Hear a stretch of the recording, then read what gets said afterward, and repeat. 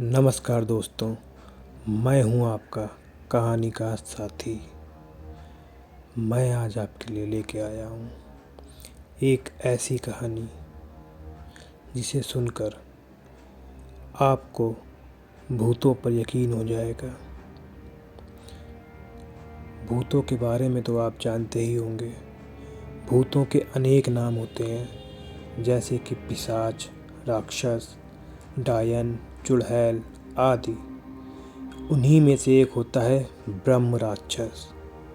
आज की हमारी ये कहानी इसी ब्रह्म राक्षस के बारे में है। हमारे गांव में एक ब्राह्मण रहते हैं जिनका नाम दुर्जन है। दुर्जन को लोग दुर्जन जी कहकर बुलाते हैं। उनके घर से कुछ दूरी पर एक खेत था।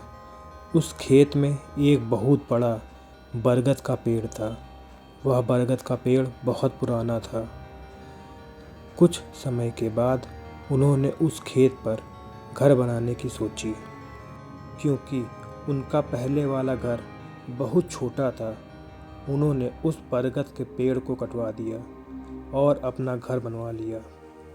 कुछ दिन तो ठीक ठाक चला, पर कुछ दिन बाद दुर्जन जी बड़े परेशान रहने लगे।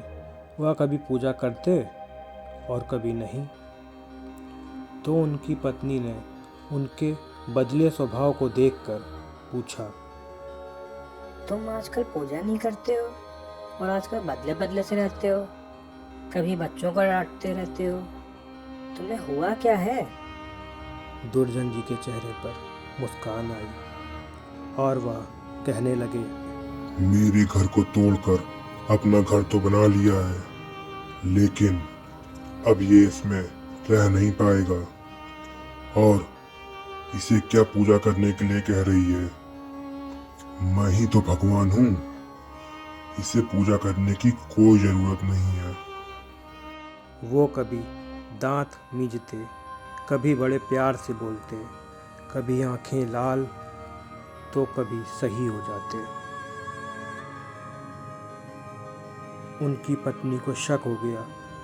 वो मन में सोचते हुए बोली, जरूर किसी का साया है, वरना वो ऐसे बातें नहीं करते हैं। ऐसा लगता है जैसे कि उनके अंदर से दो लोग बोल रहे हैं।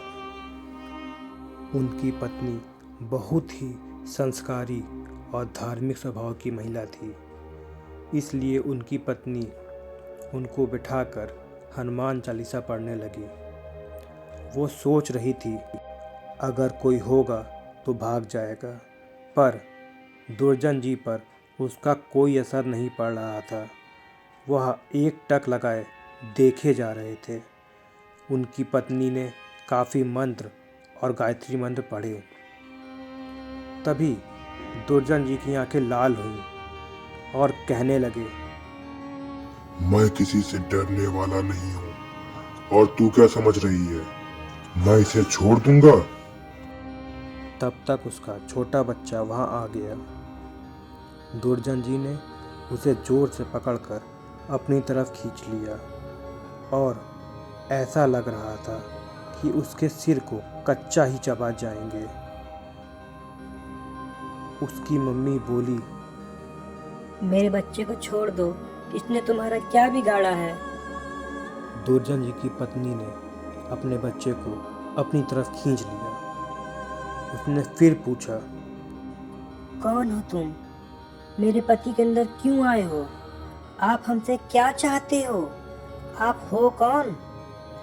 तब उसने कहा, अगर अपना भला चाहती हो तो बरगद के पेड़ लगाओ। जितना भी हो सके उतने पेड़ लगाओ।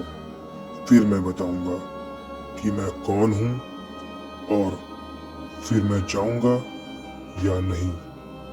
तब दुर्जन जी की पत्नी ने 101 पेड़ बरगद के लगाए। एक दिन उसकी पत्नी ने देखा कि आज दुर्जन जी सुबह उठकर पूजा पाठ करके आ चुके हैं। तब दुर्जन जी के अंदर जो साया था, उसने बोला, मैं तुम्हारे पति को आज छोड़ के जा रहा हूँ। तुम सदा सुखी रहो। तुम्हारे आचार विचार बहुत अच्छे हैं। मैं ब्रह्म राक्षस हूँ। वैसे मैं किसी को नहीं छोड़ता और ना ही किसी से डरता हूँ। तुम्हारे पति ने मेरे बरगद को काट दिया था, जिस पर मैं हजारों सालों से रह रहा था। मुझे गुस्सा तो आया, पर मैं तुम्हारी अच्छाई के कारण इसे छोड़कर जा रहा हूँ। उनके ऐसा कहते ही दुर्जन जी अचानक सही हो गए। तब दुर्जन जी की पत्नी की आंखों से खुशी के आंसू निकल आए और उसके बाद उन्होंने अपने घर में ब्रह्म देवता का एक मंदिर बनवा दिया। हाँ तो दोस्तों, ये थी हमारी आज की कहानी ब्रह्म राक्षस। कुछ लोग मानते हैं कि भूत होते हैं, कुछ लोग नहीं मानते हैं। जो मानते हैं वो सतर्क रहते हैं, डर कर रहते हैं, और जो नहीं मानते वो अज्ञानतावश ऐसी कोई गलती ज़रूर कर देते हैं जो उनकी जान पर भी भारी पड़ सकती है।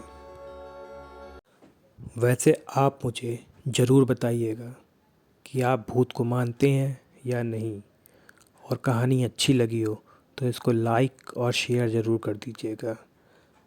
मैं वापस आपको ऐसी ही कहानियाँ सुनाता रहूं, इसके लिए हमारे चैनल को सब्सक्राइब करना मत भूलिएगा।